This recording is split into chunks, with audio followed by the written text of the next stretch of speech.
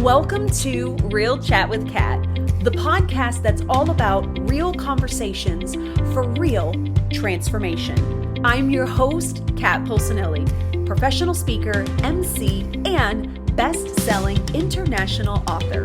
Here, we tackle the tough stuff, the mud that we all have found ourselves in. We talk about the pivots, the challenges, and the victories that shape our lives and our businesses. From overcoming trauma and finding your voice to navigating life's unexpected twists, we get raw, honest, and open. You'll hear from inspiring guests who share their stories of resilience, healing, and growth. Whether it's breaking through emotional abuse, embracing self-worth, or thriving in entrepreneurship, you'll find connection, empowerment, and the tools to keep you moving forward. So grab your favorite drink, settle in, and get ready for stories that hit home and conversations that make a difference. Let's get real together. Hello, everyone, and thank you so much for joining me today on this episode of Real Chat with Kat. I am super excited to have you here, and oh my gosh, have we already started 2026 out with like a freaking bang? I feel like everything that has been coming through has been like all these pieces and components that we are all focusing on, and now we've made it through the first month. So, how are we doing? How's everyone going? How's those New Year's resolutions? Did you decide to do something different? Maybe you started your resolution in December and decided to make it a habit and get away from that. I know we talked about that in an earlier episode, which is great because now we're going to bring you another amazing individual to help you with how to focus on that mindset, right? Especially as we get through the first bit of January, that's when everybody typically starts to fall off of these new habits and stuff. So, Maria, this is like the perfect time to have this conversation. So I'm so excited to have you today. Thank you so much for joining. Thank you so much for having me. I am super excited to be here because obviously I'm passionate about that topic. So excited to dive in. Yeah, this is going to be so much fun. Okay, so as we get started in, do us all a favor and tell everybody, who you are and what it is that you do. My name is Maria Angelova. I am the creator of the Angelova Method and I do mind and body coaching. So I make sure that your body and your mind are on the same page so that you age and succeed with vitality and energy and feeling great. Oof, boom, love it. That is amazing. So beautifully said. And I was actually, funny enough, I was on your website earlier because I was looking at some of the things, and you talk a lot about what we have normalized, Yeah. right? We taught you that's what I saw that at the very beginning of this is, rewriting your story where power meets presence and success meets the soul. Because you said this is not normal, but that's what has been normalized. So explain to me let's go ahead and dive into that. What do you feel like has been normalized, but isn't really normal for us? So many things that are not serving us. And that's the big question I ask clients. Like when you defend, right, and you feel like you need to justify of why you're acting certain way, the big question to ask yourself is it serving you? We have learned to accept that, okay, once you turn 45, it's okay to have back pain. It's okay to feel tight and achy and tense. It's okay to not be able to sleep as you get into perimenopause. It's okay to be burned out and rush from place to place and not have downtime as you're succeeding. Like, no, no, no, no, no. You are meant to feel great in body, mind, and spirit as you age, as you climb the ladder of success, as you exist every day. Like, you're not meant to exist. You are meant to thrive and embrace life again with energy, with soulfulness, with fun. Kat, I had somebody, we were having a conversation, and I said, oh, unless it's fun, I don't want any part of it. And he looked at me and he goes, oh, he's like, you're very disconnected. I said, no, no, no. I'm actually very connected. And I was like, that's a mindset we have to shift, that we accept that as we get older, and we get more and more responsibilities, we're just supposed to settle with life. No, we are Mm. not. We are meant to thrive in body, in mind, and spirit. When you do, I call it intentional movement, when you meet your body where it is, when you gift it alignment and core strengthening and mobility, it feels great and it can continue to feel great and function well The needs as we age of our body change than when we're 20. The same thing with mindset. We get so bogged down into responsibilities and what we have to do and what we must do, and we get so disconnected from who we are and that inner flame and that inner energy and presence and uniqueness. And I'm like, no, that's the return to you. And as we age and as we climb the ladder and as we progress to life, it only gets better. And I think we have to stop accepting and settling for less. Oh, I am 1000% with this, like all the freaking way. And I know I've talked about this before, but I feel like what you're really talking about is these invisible societal norms that we have just Accepted. become okay with. Yeah, we've accepted. And I love this because, when I talk about things that we go through and traumas that we experience and stuff like that, like there's supposed to by terms supposed to be this timeline where you go through this and then you get to this and you get to this and that's the direction you go. And it's the same thing in life in general, right? Like, oh, you're this age, so are you going to go to college? Oh, okay, you're this age, are you ever going to get married? Oh, you're married. Okay, are you ever going to have kids? Like there's always these timelines that we have set up instead of just allowing people to be in a space of where they at in that moment and know that like that's cool, that's their timeline and not all timelines are meant to be the same.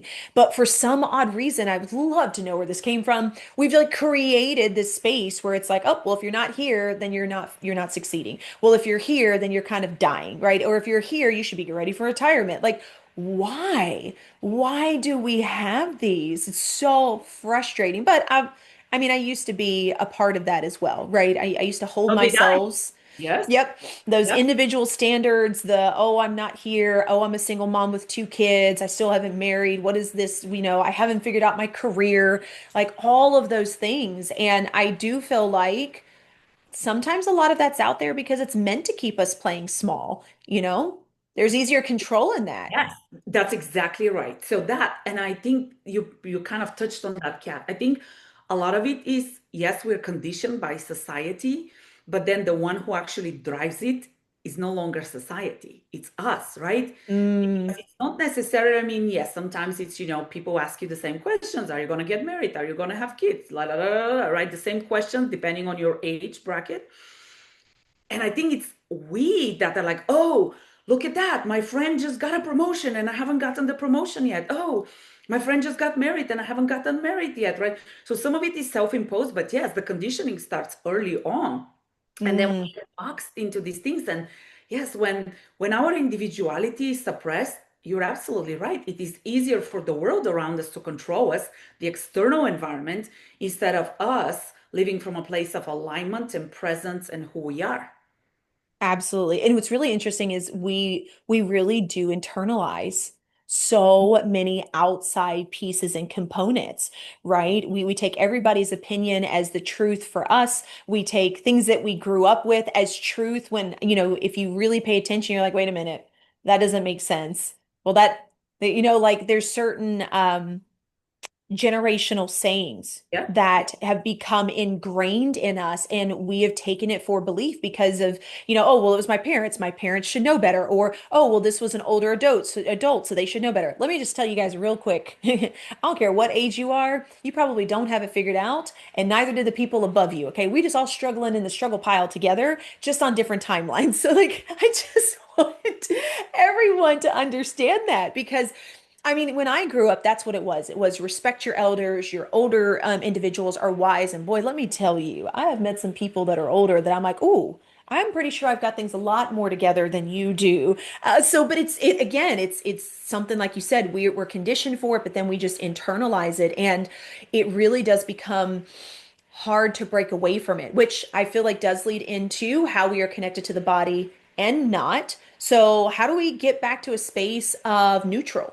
right? We're being pulled in one direction from everybody in these external sources, and then people say, well, you should be connected to yourself. And we're like, I don't know where that even lands. How do we get back to that neutral space? Yeah. Can I just touch base something super quick on something? Obviously, I have yes. like three things to touch on, but I'll touch on one. And we are so also conditioned to ask for other people's opinions, right? We have a mentor, we have an advisory board, now we have Chat GPT. I mean, we have our family and our, friends, and everybody has different opinions. So which one is the right one? And this is Mm. something I teach my clients. There is only one person who knows the right answer for you, and that is you. But if we've almost relinquished power to everybody else around them because we think they know better, but truly what is the right we you and I could be in the exact same situation, but what's right for you and what's right, I put it in quotation marks, for me might be two different choices. So there is Hmm. not necessarily one right thing for all of us. And I think that's super important for us to claim that power back. And that goes to your next question. Like, well, people, when I talk about intuition and alignment, they're like, well, what do I do? Like, what's the quick way to get to my intuition? Ooh, yes. Right? And it's going through the body. That's how my whole journey of the Angelova Method started coming around, because my journey started with, so I was in corporate for 20 years. And then I decided to get into entrepreneurship. I had always loved movement. I started as a classical Pilates fitness studio. And then through my own journey and through observing, I'm very curious and I'm always like, why? What I started seeing is that people's movement patterns would change based on what they had going on into their body. And I started seeing Ooh. how their lifestyle factors, like how did you sleep, how did you eat, how hydrated you are, your stress level, whatever was happening in your life, was actually showing up into how your body shows up. And then I started seeing how their emotional and mental state was also impacting them. How I got into the world of, I don't know if you're familiar of like Louise Hay, Christine Bierland, who talk about how emotions impacts disease state. So your body is constantly giving you feedback about your state of being. But this is something else, going back to our conversation about normalizing things. We're like, oh, well, my shoulder hurts. Yep, I'm 45. Let me just slap some cream on top of it, maybe get an injection, maybe pop a pill, and let's keep moving forward. I don't have time to deal with that, right? Mm. It's actually the body saying, hey, I need your attention. Something is off. Can you please pause and like give me your attention? And we have just learned to like pass this over, right? To automatically go, well, someday, like right now I'm chasing my promotion. Right now I have my kids. I'm maybe a caregiver. Like I have a lot going on. That's not the priority until one day you're like, oh crap, I can't move my arm up. Now I have to address my body, Yep. right? And now that journey makes you slow down because the body has been giving you like, can you please slow down? Can you please slow down? And you're like, yes, at some point. Yes, at some point. And then the body's like, all right, dude, that's it. So now you have to slow down. So learning to tune into the signs of our body is such a simple skill. It's like it's so simple and it's so complicated.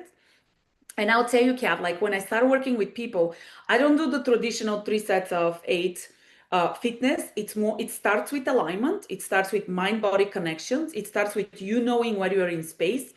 It starts with strengthening your core, your center. And then as you move, are the right muscles properly firing up or are there compensations? And it sounds so easy.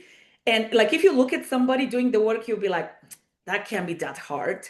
But if you start the work and if you try it, you're like, oh my gosh, like the smallest movements are so much work.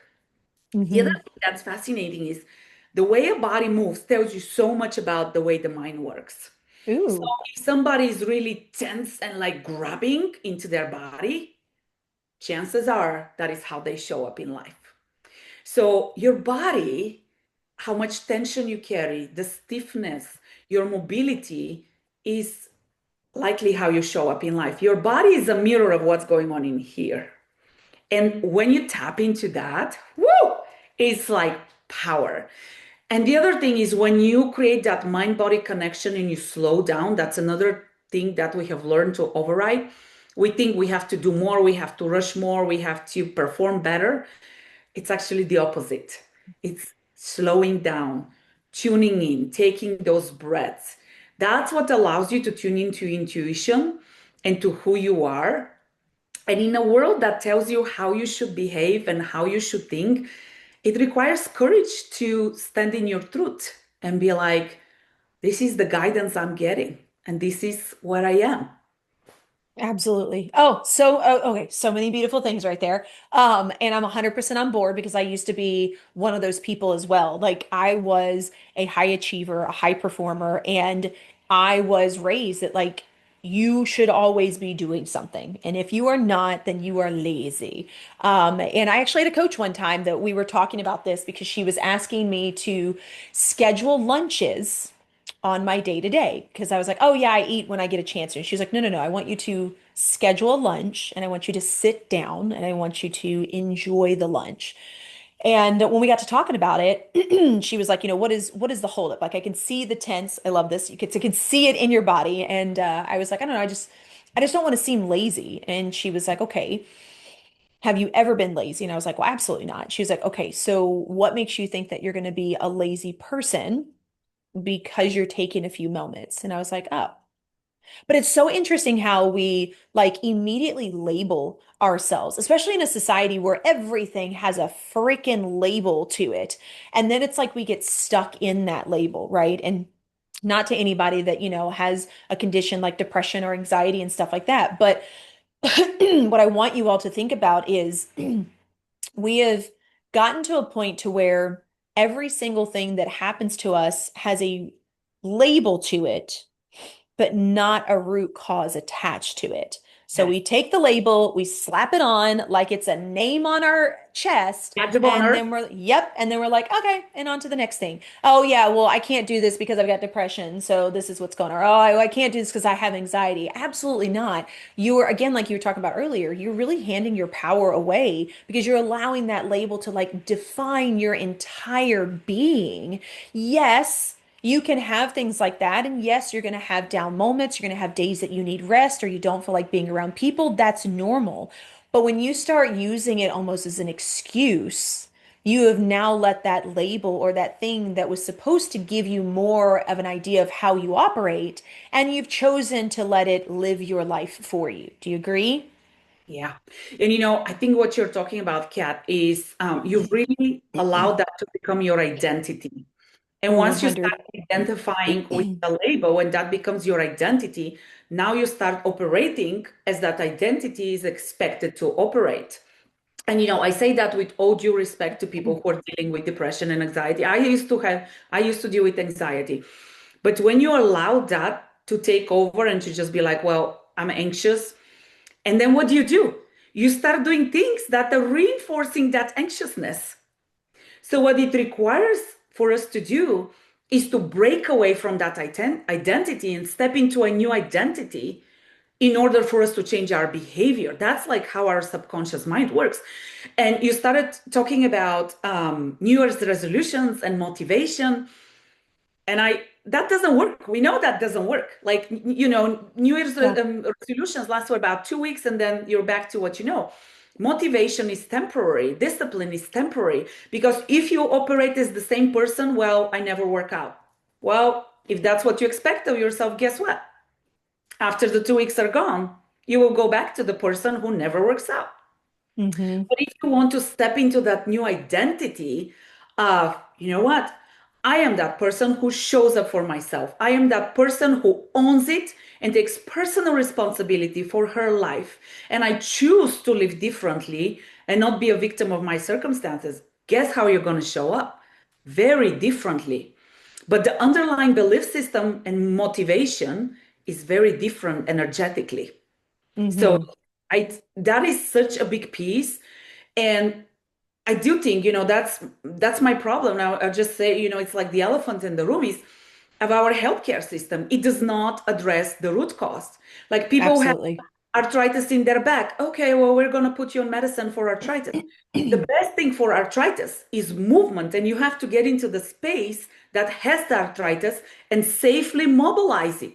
And I've seen it because I work with people who have arthritis. They're like, oh my gosh, I no longer need injections in my back. But yes, they do have to move regularly, right? So unless you're addressing the root cause, whether it's in the head or in the body, you're just covering up the symptoms and you're really not helping yourself out. So that's another thing we have normalized. We're gonna cover up the symptoms. We're not going to address the root cause. And it's a Hmm. temporary fix. And guess Yeah. what?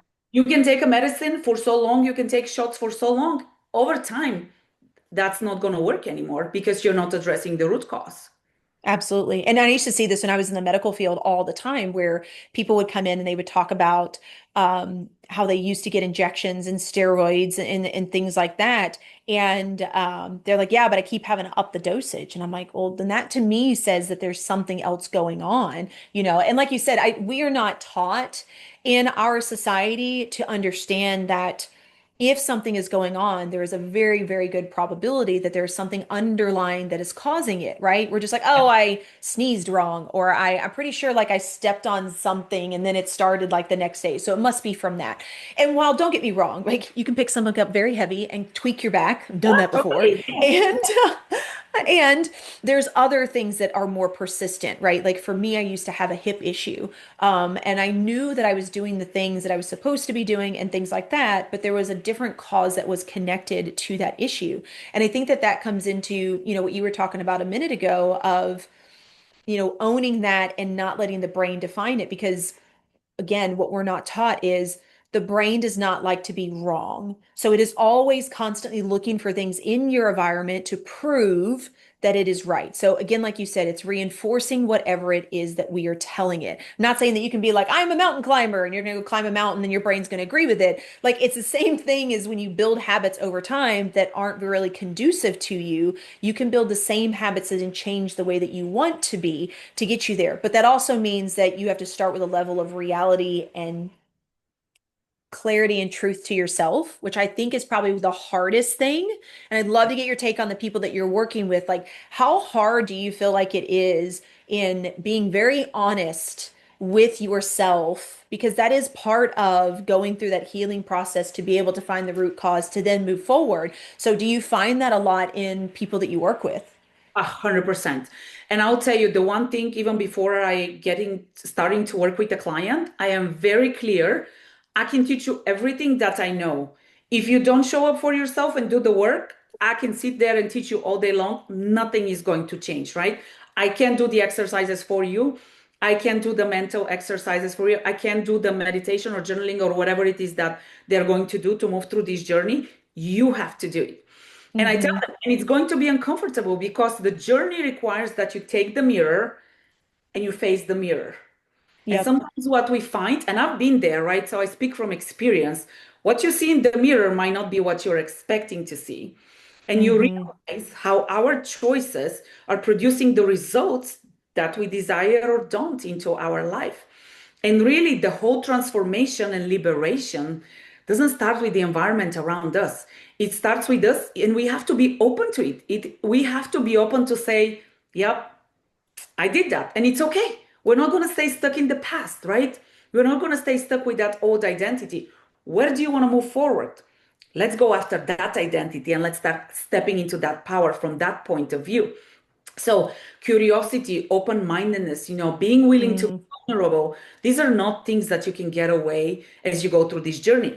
One thing I want to point out is that the journey is very individual, right? So some person, and I'll tell you, it's what I see, the journey and the speed in which you move through the journey is directly proportional to your pain point.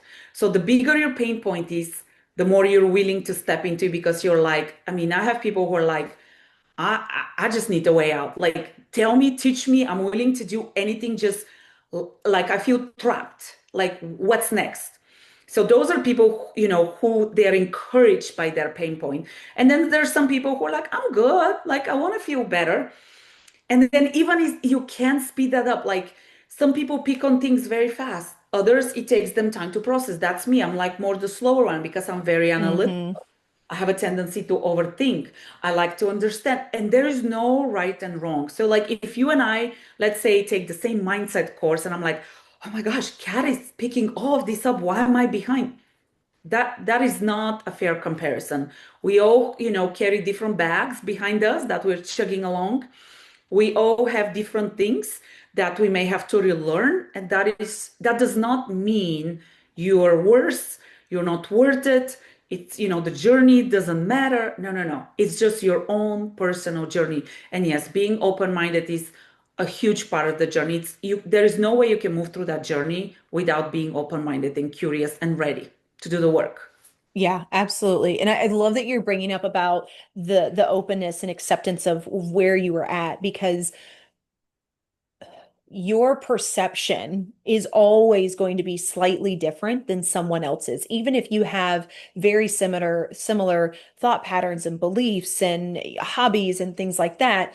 How someone grew up, the things that they have been through, and what they're experiencing in life now is going to shift the perspective. Just like if you are, I always love using this. My husband and I do this all the time. If you're standing next to somebody and you're like, "Oh my gosh, check out that car. It's kind of like a bluish color." And the person's like, I think it's kind of more of like a grayish. And I'm like, "Yeah, but it's got a blue tint to it." And they're like, "Yeah, but I'm seeing more gray." And I'm like, "Okay, it's not that either one of us is right or wrong. It's literally the perception of how you see it, whether that is there's a variable in the eyes that somebody picks up more of one color than the other or whatever it is." And I feel like it's the same within our bodies and our minds and stuff like that, but we don't think to compare all of those pieces and components when we're talking about things versus other things that I think are a little bit more external and easy to validate. When it comes to the mind, and I'd love to get your take on this. um, I think that there's 100 million different ways for you to perceive and accept and handle. And you're right, like you're saying, we could take the exact same course, but we may not get the same thing out of it. 'Cause I could be in a different space in my journey than you are. You could be further along. I could be more in the beginning. Like all of those pieces and components take into account when we're going through things. And I think that that's such a huge thing to remind everyone of is your journey is your own. And we've got to get away from this right, wrong, good, bad, and just come back to a space of neutrality and start from there. We have created so many good, bad, right, wrong that's like that's all we know how to perceive. And it's like, man, let me tell you, playing in this space right here in the middle, it is so much more fun than having to worry about judging and figuring it out or things like that. Obviously, there are logical things like 1 + 1 = 2. Yeah, I get that. I'm not saying, but in other circumstances, right, there we have the ability to expand. But again, we've kind of created those labels of what's right and what's wrong and what's good and what's bad, and it gets us stuck. 100%. And you and I can look at the same, let's say, situation, and you can be like, "Oh my gosh, that's the best." And I'm like, "What's wrong with you? Like, that's the worst, right?" And I would tell you, my favorite example here is, and we're not going to get into it, it's politics, right? You have Oh people gosh, like, yes. right? Like, how I don't understand how that person can think that, right? And then the other Hmm. one is going like, "Well, you're an idiot." And all of that is not conductive to us growing. And I think the state of the world is showing us exactly what you're talking about. There is like Absolutely. right and wrong, but whose right it is and whose wrong it is, right? Your right could be Yeah. my wrong could be your right. Like who defines what's right and what's wrong? So what you're talking about, Kat, is assigning meaning to things. And you're 100% right that our subconscious, based on our experience, based on our conditioning, assigns meaning to things. So you can be like, this is, you picking up the cup this way is the right way. And if I pick it this way, you're like, "Why did you pick up the cup that way?" And I'm like, "I Yep. don't know." You're like, "Well, that's the wrong way." Well, says who? Right? Obviously, that's a very Yep. silly example. But learning that you assign meanings in a different way than I do, and understanding that doesn't make one of us bad and one of us good, just different, that has first humongous implications for us, for how we perceive the world, for how we relate to other people. And one thing I tell my clients, if you really dislike somebody and you're like, "Oh, I don't understand them. I think they're stupid. I think they're this, they're that." And I'm like, "Okay, invite them for a cup of coffee and hear their story." And I guarantee Absolutely. you that your perception of that person is going to shift, because you know what? No matter who we are as humans, we all want the same things. We all want to be loved and accepted. That's it. And sometimes Yep. in the way we seek that can be dysfunctional, but we're not even aware of it, right? Because it's the only way we know. Yep. So then it's like, okay, so now that I have self-awareness, because that's where self-mastery starts, it's in becoming aware of how we behave, because our behavior is the ultimate result of our underlying belief system. And unless we're Mm. clueless of what's running the show, like, and that's when you hear people saying, "Well, I don't understand why the same thing keeps happening to me." I don't understand why I attract the same type of partner, right? Well, there's a common denominator, and it's not the partners, right? So Yep. where is the opportunity for, and the other thing, Kat, is that's when we're like, oh, I'm so stupid. Like, no, no, no, no, no. That's where we are. We know what we know, and when we know more, we make different choices. For us as humans, it's so easy to start beating on ourselves for our Absolutely. perceived insufficiencies and weaknesses, which, I mean, I'll tell you, you said it, I used to be on that hamster wheel. I did too, because that's the only thing I knew. And I Yep. have clients who are like, I didn't know there was a way out. You look around and we have normalized it. Everybody is rushing around, feels like crap, doesn't sleep, and it's like, okay, I'm just like everybody else. Mm-hmm. I have to be Yeah. that. And it starts with that one awareness. Absolutely. And it's become like the common conversation, right? Like, oh, well, I didn't sleep really good last night. Oh my gosh, no, I didn't either 2 nights before. What happened to you? Like we mull over in these spaces instead of elevating the conversations that we're having so that we can go deeper and things like that. I believe that for lack of reference, we've become very shallow when it comes to a lot of things. And it's really hard to work on yourself to see things differently when you're here and you're not willing to go underneath the surface with anyone, right? Because you're like, oh, well, that made me uncomfortable, or oh, well, I don't want to ask them that because what if I don't agree with it? Like there's all these things behind it that again, it keeps us stuck. And this is why I'm super excited about your method. So the Angelova Method, said that You correctly. got it? Yes. Okay, yes. So I know it's but my wording sometimes. So science backed, soul led, which I love this. But what you really focus on is rewiring from the inside out, and you talk about it being rooted in neuroplasticity and in nervous system regulation. Okay, I am all on board with this because I love this stuff. But for anyone that is listening, what the hell does that mean? What is nervous system regulation? How rooted in neuroplasticity? Give us some information on that and how that is in your method. I love it. I love it. I love it. Okay. So if when you move, let's say you have back pain, and let's say the cause for your back pain is in fact physical. Perhaps you sit at the desk and you slouch, right, all day long. So yes, then your posture is out of alignment. When your posture is out of alignment, over time aches and pains will come, right?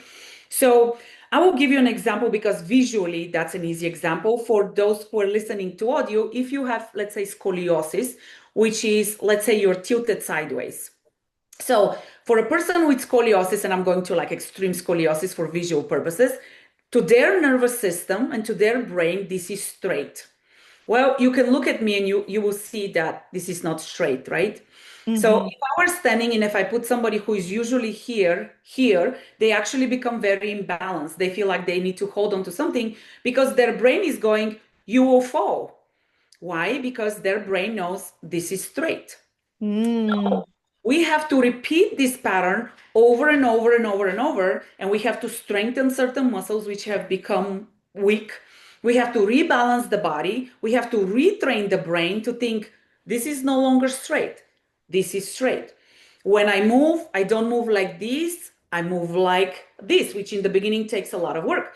So you have neurological pathway, and let's say the old one is you move through here, dot, dot, dot, dot, dot, dot, right? And that's how you move every single time. Now we are telling your body, no, we're going to scrap that over and we're going to start dot, dot, dot, dot, dot, and we're going to change that pathway.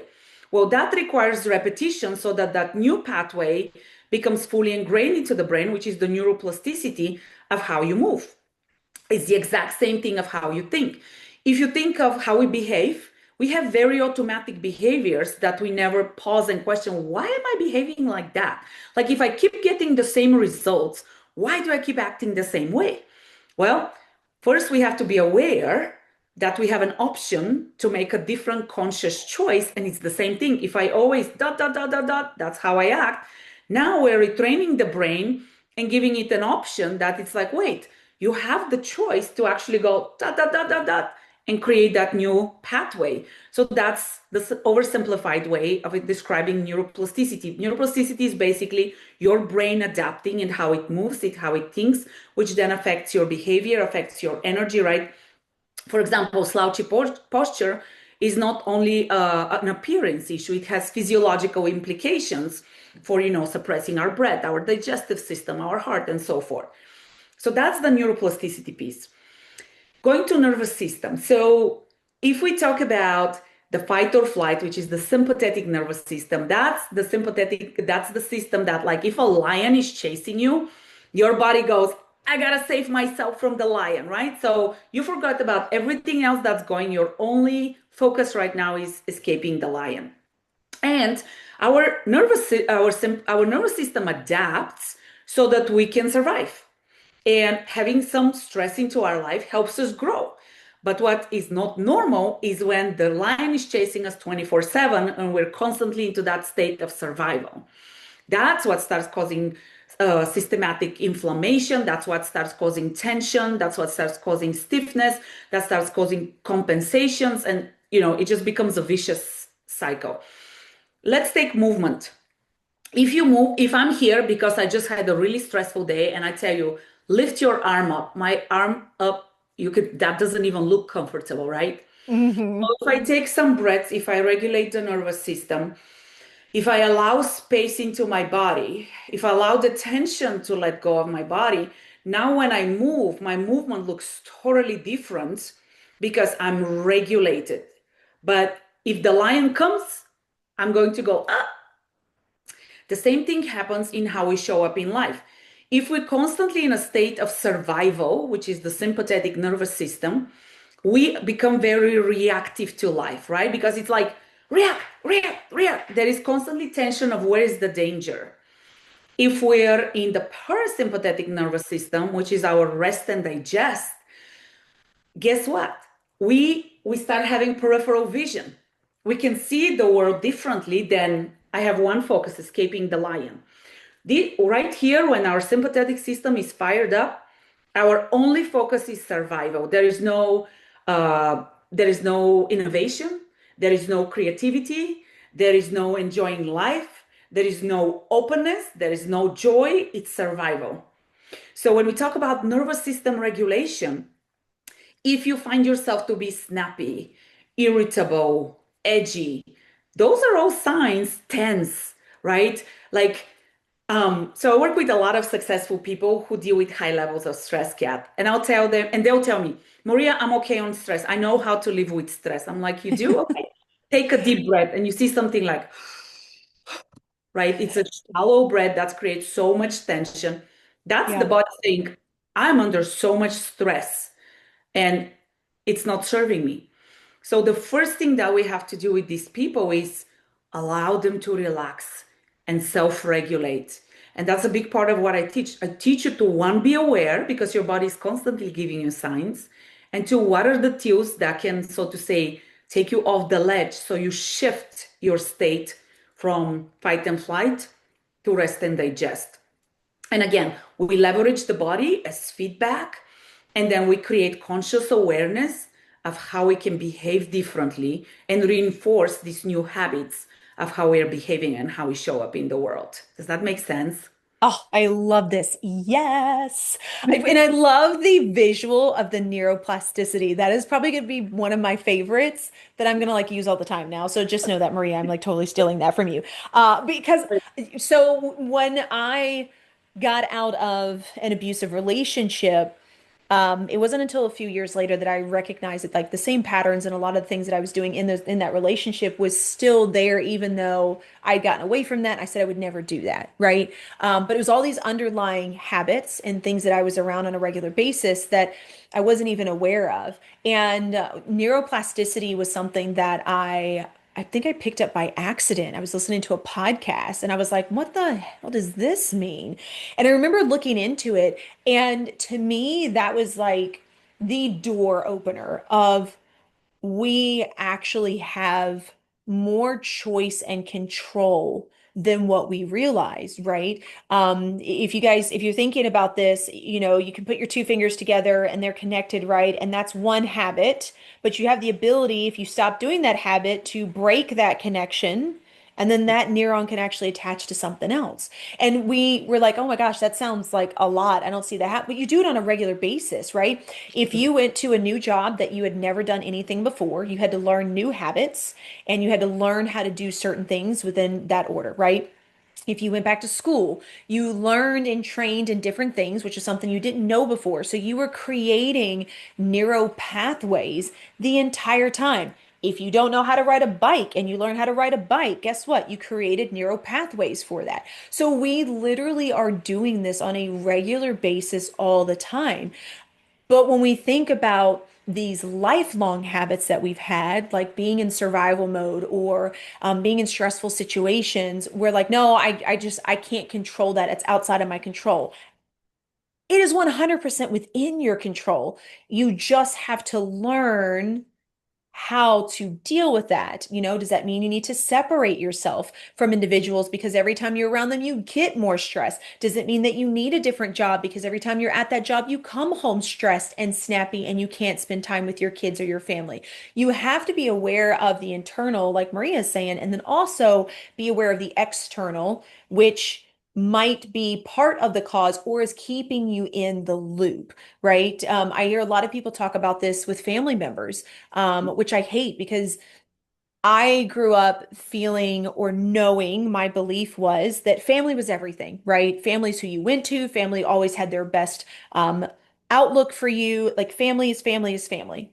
And I've met so many people that unfortunately do not have that. They have that broken home. They have that parent that wants more for them than they want for their child. And it was very eye-opening to me, but also it was like there is this instinct of feeling like family is supposed to be number one, yet you have individuals that are seeking the other way. So it's like we have to be able to break away from what is causing these stressors, right? And unfortunately, that could mean family and friends or a job and certain situations. And that's what breaks part of the cycle. Obviously, like you're saying, it still takes that repetition. It still means putting better habits into place and being aware of it. But sometimes we have to make hard decisions to begin to get to that space of healing. And that's a hard one for us to swallow as well. Yeah. I mean, I would tell you, even personally, one of the hardest things is breaking apart from relationships, which, and I firmly believe some people are in our life for a reason, for a season, for a lifetime. And going Absolutely. back to family is, I would say, watch your triggers. What are the circumstances? What are the people that are triggering you? Because those triggers are actually about you. They're not about the other person. There is a deficiency, an emotional deficiency, a need deficiency within you that you're being asked to address. And you know what? Families know what they know, right? Like sometimes the parents know what they know. And as you're Hmm. growing, this happens a lot. People around the person who is growing, they're like, you're crazy. Like, what are you doing? Because they don't have exposure and openness to that new stuff that's happening. And it's not because they mean that. Actually, when you start breaking away from your comfort zone, you're starting to shake up the comfort zone for those people who are a part of your life. Yeah. And dude, like I didn't sign up for that. I'm perfectly good in my box. Like, don't shake it up for me. And those people are usually not maliciously meaning. They just know what they know. And they're like, you're not safe right now. And Yeah. again, as humans, the thing that guides us is safety and survival. That's like basic human instincts. So it's important Hmm. to understand why we feel a certain way with people. And you know what? Sometimes, yeah, you will grow out of alignment with some people. Does it mean they're bad people and you're better than them? No. It just means going back to our conversations that you're at a different part of the journey than they are, and that's okay. You can Hmm. talk with them with love and understanding. And Kat, to what you said is sometimes people grow up in a lot of dysfunction. And as hard as it is to comprehend that, is parents, even when they do really traumatic things to kids, it's because that's what they know. And they know it probably from somebody who taught them that. So Hmm. it's like the generational effect. that is being carried over. So I think to what you're saying, we have a way more control over ourselves and our over our state of being than we think we do. Yeah, 100%. And that was something that for a really long time I didn't understand because I thought that everything else was kind of controlling it and I had to figure out how to go with the flow. And it doesn't mean that it's necessarily easy, right? Those choices aren't always the easiest choices, but it's choosing to put yourself first and choosing to better you. And because of that, that means that you may have to take a different path that not everybody is going to follow you on. And I love this analogy of, you only know what you know. I thought that was a really interesting phrase that I learned a couple of years ago. And I'm like, I mean, that makes so much sense. And like you said, they may not be exposed to it or they may not want to be exposed to it, right? They're perfectly comfortable and that's fine. But if you choose to do different, then you have to understand that you are now doing you and they are doing them and it just separates the journey and so you're not on that same timeline, which honestly is kind of the cool thing of everybody being different because that's how we get to learn and understand from other people, right? Is knowing that we can be learning and we can be teaching people at the same time, but you can still be the student while you're being taught. Like there's this really beautiful mix that we have that again I just don't think society talks about because it's easier to say the same thing we've been saying. So yeah, if they're the teacher then there's no way you know more than them, but if that was the case then we wouldn't have some of the discoveries that we have, we wouldn't have some of the directions and the paths that we've gone because people would have been like, oh well, there's no way that that could be right because this person's above me and so therefore I couldn't possibly be in that realm. So we do have to be able to be open and yes, it comes back to self more than anything, which again, that's a really hard thing to do because sometimes it is easier to just say, oh, well, this is going on because of X, Y, and Z. Then we don't have to tap in. We don't have to be uncomfortable. We don't have to accept. We don't have to be honest. And honesty is going to get you further than you ever going to be if you can truly be honest with yourself, because then you can start being honest on the outside. And again, that's not for everybody, and there's nothing wrong with that. But being okay with that, I think, is something that you really have to be okay with stepping into, and that means being uncomfortable. That's, you know what? That's inevitable. And again, people who step into this work, I am like, this will be uncomfortable. It will be uncomfortable physically. It will be, a lot of the people who come to me are people who are like, go, go, go. And I'm like, and now we're going to sit and breathe, right? And they're like, oh my God. And I'm like, right. That is, we have to shift the nervous system to Hmm. what the example you gave before, where you felt lazy just because you're enjoying lunch. Just yesterday, I told somebody, I want you to sit down and savor your lunch. And she goes, oh, wow. She's like, yeah, I don't do that. I'm like, right. So that's, and it's, this is the other thing, yeah. It starts with the tiny little steps. This not journey Absolutely. from here to here. This journey is like tiny, minuscule steps, which is another part we have normalized. Like, unless it gives me overnight results, I don't want to be a part of it. Hmm. This is not a thing it's an overnight thing. Because again, we are changing your brain. We are changing your identity. This is like profound, deep. You said we've gotten used to the shallow. Yeah, this is profound, you guys. This is so deep. And yes, uncomfortable. Yes, requires courage. Yes, my goodness, so beautiful. And the way you see the world as you go through this process is completely different than what you used to see before. And Yeah. like, it's just mind blowing. And you can't even describe it if you haven't gone through this journey. Yeah. Yeah. Yeah. I sometimes am speechless at some of the ways that I view things and how some of the smallest things like bring so much joy into my life where before I would have never picked up on that. Maria, we could talk for hours. I do want you to tell everybody, where can they find you? How can they follow you? How can they be in your world? And then I know that you also have a freebie you'd like to share to help get people started on this journey. So share away. So my website, rebelliousstudio.com. And then you can find me on social media. I'm the mind body expert. But if you go to my website, that's kind of like you can find everything there. and including the freebie, which is a 10-minute reset. And I'll tell you, I love the 10-minute reset because it is short and to the point, and it has a PDF that has a little evaluation point that will give you feedback on what state your nervous system is in. And they're super simple questions. And then the reset takes you to a tiny routine that you can do at any part of the day. There is a video and there is also the audio in case you want to do it while you're driving, that you can do at any point of time.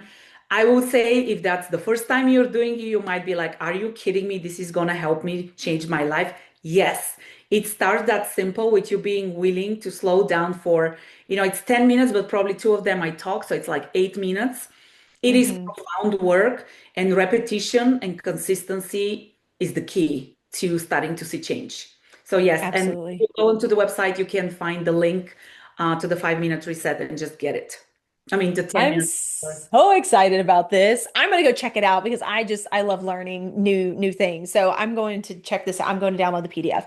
I think this is fantastic. Plus, I also have two, well, they're not teenagers anymore. They're going to kill me if I keep calling them that. I have 2 young men that, I think this would be fantastic for as well because not everybody wants to listen to mom. But I think that yeah, so you understand. But yeah, so we'll have all the information in the show notes to make it super easy for you guys to find Maria, to follow her, to get access to this 10-minute reset. And let me tell you, 10 minutes sounds like such a long time, but really it is not. And if you can make that time for yourself once a day, like that is the beginning of being able to change. You make time to go grab the coffee, you make time to scroll through your social media, you should be able to make time for 10 minutes to sit with yourself. Hashtag choices. Yes, I love it. So, Maria, thank you so much for being a part of the podcast today. Oh my gosh, I had so much fun. Thank you so much for sharing all of your knowledge and information. To everybody else that's out there, man, okay, we're in the beginning of the year. You've made it through January. You're trying to figure out what it is you're wanting to do. Let this be your moment. Let this be the little light bulb. Let it be that little shining light. Even if you're like, oh gosh, but nothing else has worked, just test it out. Worst case, you spent 10 minutes and you go back to doing your old ways, right? No harm, no foul. I think this is phenomenal. And you all know that I am huge when it comes to the teeny tiny steps that we need to be able to take that creates that mountain. So Maria, again, thank you so much for being a part of the podcast. Oh my gosh. And to everybody else out there, do one thing positive for someone each and every day and see the difference that it makes in your life. Catch you later. Thank you so much for tuning in to Real Chat with Kat today, where real stories meet real solutions. If you loved today's episode, don't forget to subscribe, leave us a review on Apple, and share this with someone who may also need to hear this as well. Let's also keep the conversation going. Follow me on socials at The Lotus Effect, connect with our incredible guests, and remember, you are never alone. Your story matters, and you have the ability and the power to rewrite it. You always have a choice. Until next time, stay strong, stay inspired, and keep showing up as the incredible, unstoppable